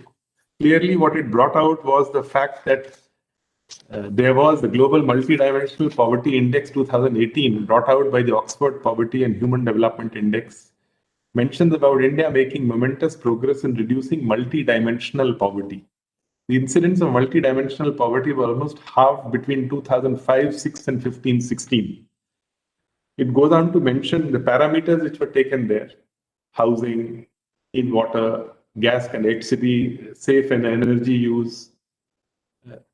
All these parameters, the thrust has been there. And clearly, I think this multidimensionality, if attended to effectively, holds the key to a transformation of lives of the poor, to higher ease of living.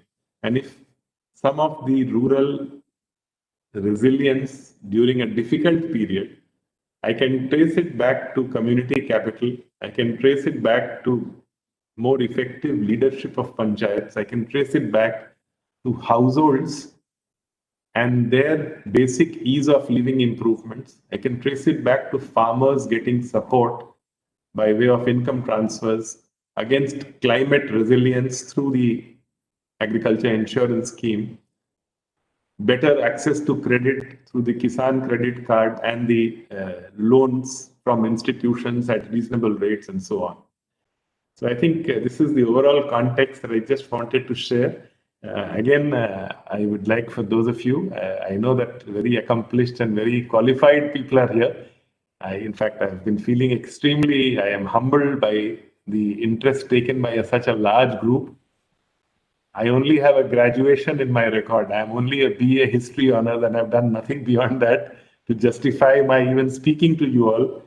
But because it was B.K. Sinha, in whose memory this was being organized, I deemed it a privilege to respect the memory of a senior who has been like a mentor to me, who has, in his own way, through the simple life that he led, been a role model for many of us, much younger to him, who was always like an elder brother, willing to guide.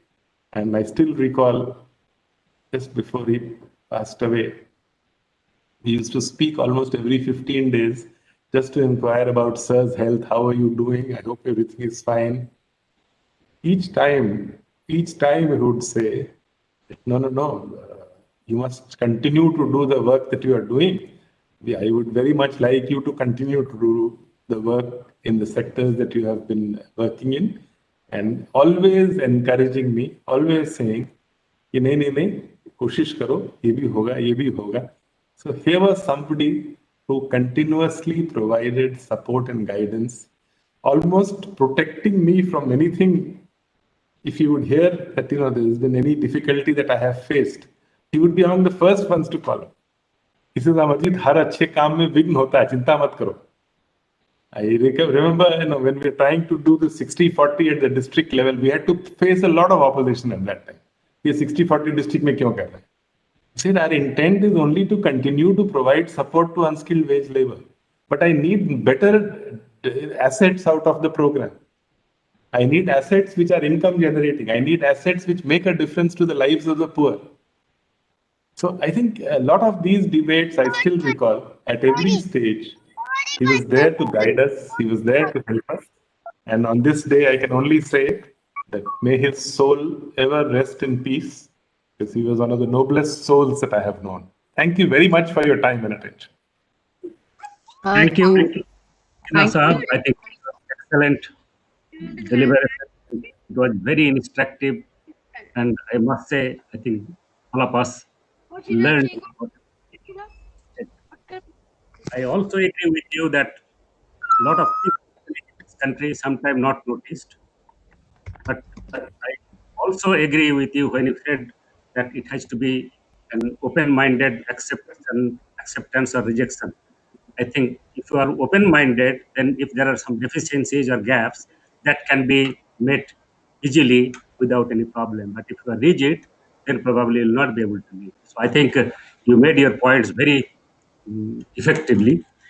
I'll only say at this point, because already it is 12:30, what I will do, I will just touch upon some of the key highlights, I should say, of what you said. You mentioned the importance of evidence-based policies, I think, which should be recognized all over, and at least since you recognize, I think I am very happy. You also said about the importance of leveraging technology for monitoring development programs for better outcomes and importance of community connect. I think this is equally very important. Third thing, you said that we need to have a proper institution of the poor, like the way SHG women's movement played an important role both during COVID, before COVID, and even it is going to play an important role in the post-COVID situation. These are the institutions which help empower the poor women at the grassroots level and empower them in various ways. Then you also talked about the importance of universal national food security mission. There are economists, even now they say, I think, whether this scheme should continue in its present form, PDS in kind or, DBT and all that. But at least I see that you are still in favor of universal NFSA in kind, and the way it played an important role during the COVID time, particularly giving them enough grains to survive and meet this kind of situation as we faced during the COVID. You also mentioned about the role of Manrega, the way it is important in transforming the lives of the rural poor, and also bringing about some transformational changes through asset creation, income generation, and so on. I will not go into some of the controversial things you said, but anyway, I think we can discuss this afterwards, maybe sometime. Whether it is Fasal Bima Yojana, which covers hardly 26 to 28% of the farmers so far. Similarly, MSP covers hardly 8 to 10% of the farmers so far. So I think there are issues which need to be addressed in future. And since you are there in the PMO, I hope you will be able to bring it to the notice of the people who matter. Now, I think I will not take much time. I will simply give the floor to Nagendranath Sinha ji, the Secretary RD, for giving his concluding remarks.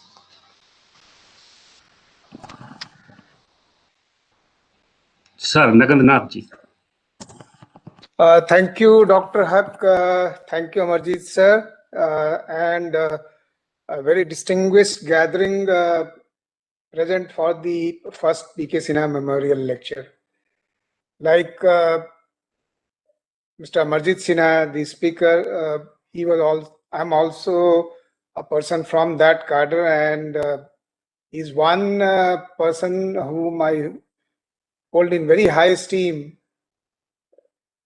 Not only he was a person who was a stickler for rules and norms, but also and was equally a feared colleague in the cadre. But when it came to the poor and the downtrodden, he was one who feared nothing. There is a place in Jharkhand called Latehar, and it is considered to be a place where there is a large gathering and geographical terrain is such that the LWE elements are there in quite large numbers, and the presence of the enforcement agencies is weak out there. But when Dr. Sinha visited Jharkhand as Rural Development Secretary, he rode pillion over a motorcycle and went to the place called Garu, which is very tough, and any person who would have considered his comfort and his safety first would have simply not visited those places. So his commitment to the rural poor is legendary, and he made, during his entire career, which was spanned over a long period of time, a quite significant period of his career was spent in the area of rural development. I'm privileged that I hold a chair which he once held. The points that were made by Sri Amarjit Sinha actually spanned the journey that this department has taken over last 15 to 20 years. And it is a journey in which the Rural Development Ministry and I would say the entire government of India and the state governments have kept an open mind towards the issue of development of rural areas. They have,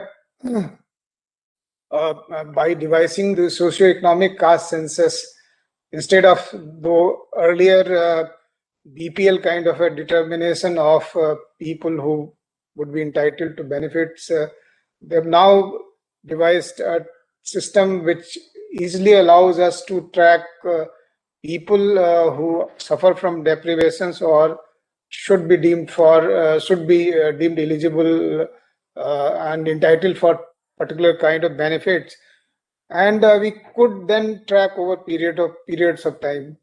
We interacted with communities, built up their social capital, worked together with Gram Panchayats, used technologies. So all this shows up the presence of open mind, the capacity and willingness to learn, synthesize evidence, and then go about it in a very determined and a directed effort.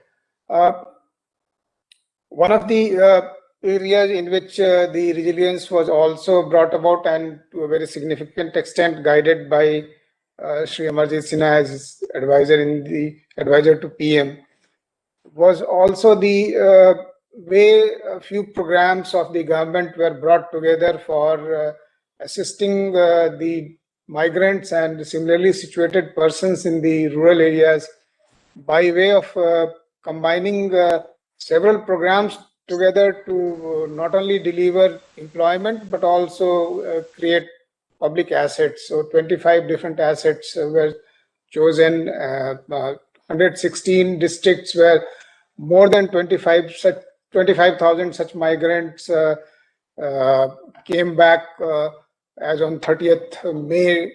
And so in those areas, in those districts, a program of about 50,000 crores was drawn up. And you would be very happy to know that over a period of 125 days, about 50 crore person days of employments were created. Similarly, the timely intervention by way of boosting of the Mahatma Gandhi Narega budgetary allocation, and that has helped us in to stay on to continue to provide the employment to the people who are needy. Last year, if I take the numbers, last year about 270 crore person days were created under Mahatma Gandhi Narega. This year, as I speak, on 7th of December, the people who had already served by way of provision of employment under Mahatma Gandhi Narega was again 273 crore person days. So the government of India, in its quiet way, has supported the rural sectors very significantly, and that is how we see the resilience of the rural sector. It's not to belittle the effort of the state governments or the communities, but I think in the spirit of partnership, all of these players came together and worked towards making the lives of rural citizens better. The talk of Sri Amarjit Sinha also lays the road in which we should further travel. So once the social capital has been built up, the task of diversification of livelihoods is before us. Once the people have been provided with basic facility of housing and basic facility for ease of living, these houses and these people could become the recipients of other economic benefits and social benefits so that they could raise their socio-economic profile. The Mahatma Gandhi Narega program could work towards creation of more livelihood opportunities so that their dependence on fallback kind of employment situation comes down.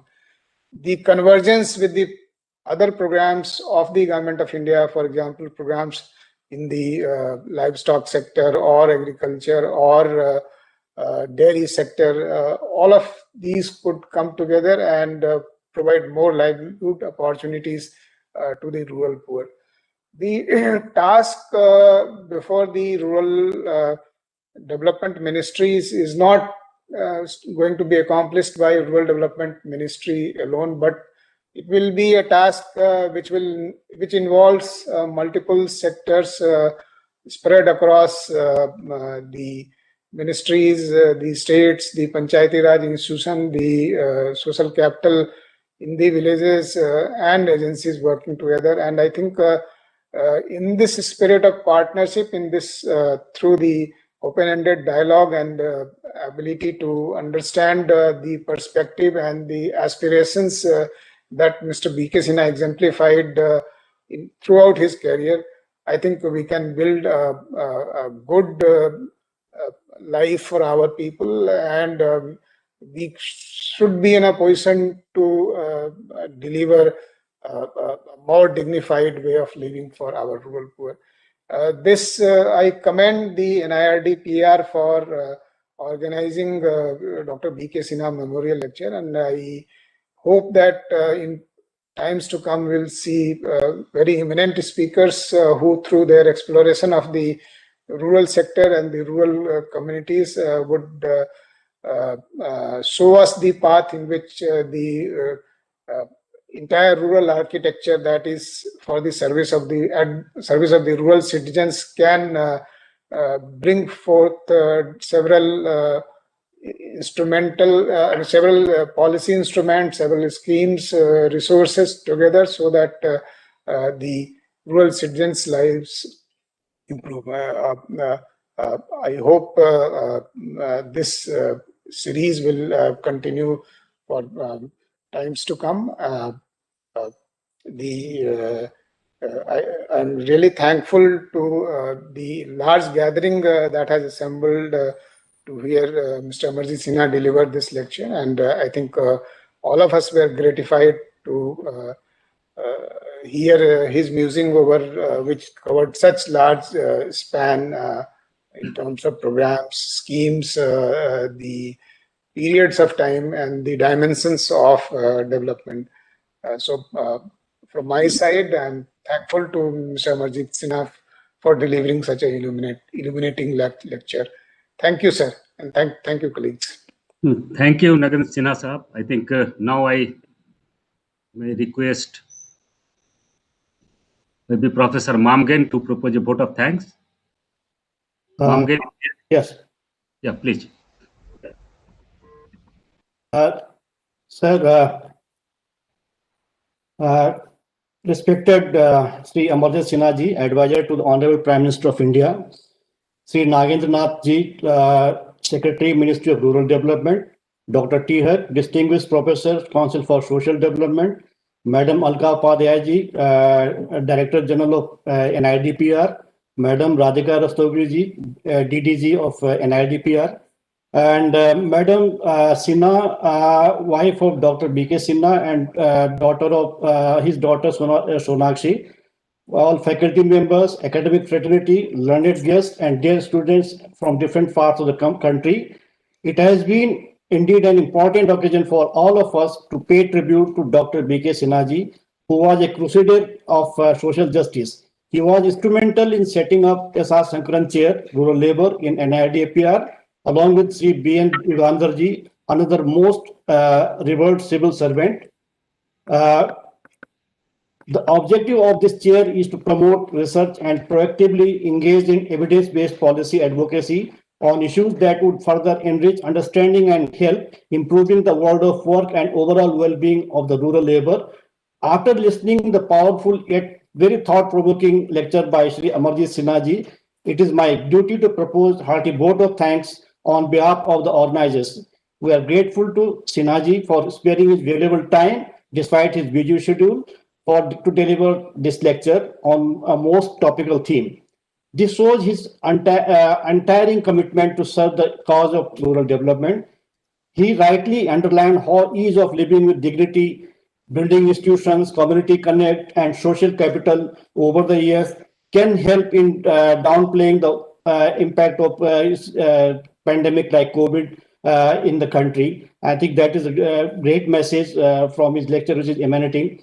We also extend our sincere thanks to Sri Nagendranath Sinha ji, Secretary, Rural Development, Minister of Rural Development, for giving his valuable time and gracing the occasion. His concluding observations provide a lot of food for thought for policy actions, research, and training, particularly to NIDPR also. I'm thankful to Dr. T. Hug for chairing this program and highlighting the life and contribution of Sri B.K. Sinha ji. I am also grateful to to our DG Madam Alka Upadhyay and Deputy Director General Madam Radhika Rastogi ji for extending their full support for organizing the activities of this SR Sankaran chair. They have been very helpful to me to carry on my activities as a chair professor here.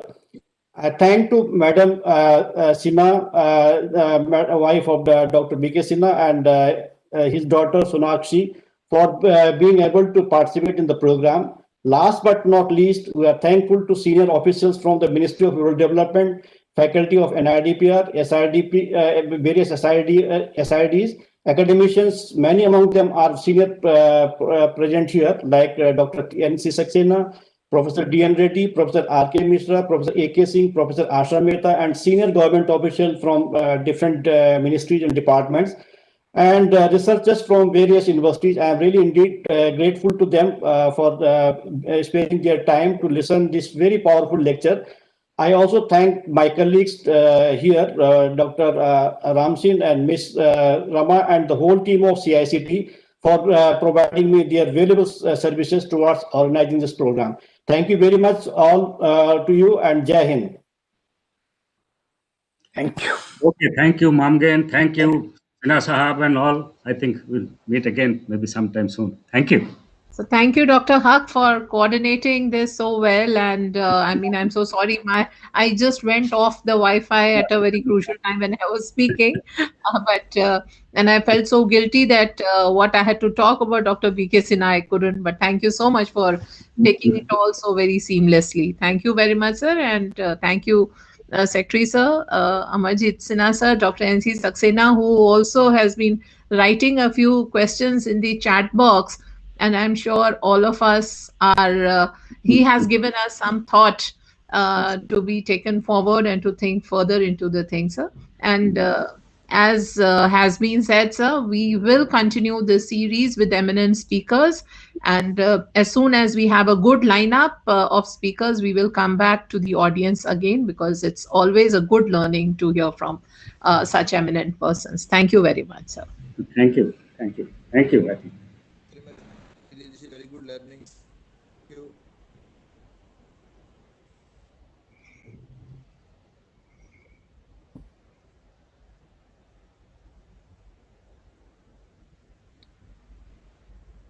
Mamgainji, thank you very much for organizing this at a short notice. Excellent work. Thank you, madam. Thank you very much for your kind words. And I think now we have to organize the next lecture. That's called International Seminar in honor of another revered person, B.N. Rivandarji. And once situation improves, I think, this COVID situation improves, we want to do it physically here. Because Mamgen, you don't know when things improve. It will take time. I'm sure, I'm very hopeful person that after May, June, it will be improving. I see. Good. No, in fact, let's not wait for, all that. Let's try and plan. And right now, the effort should be on a particular date. Let us try to put our act together. And even if it's a webinar, it's a great learning, because now we have learned virtually, we get to learn much more and faster. We don't even need to travel. We can probably think of something virtually also. Thank you very much. That is right. Thank you. Thank you, ma'am. Thank you, Dr. Huck, very much. Yeah. Thank you, DDG ma'am. Also, thank you very much.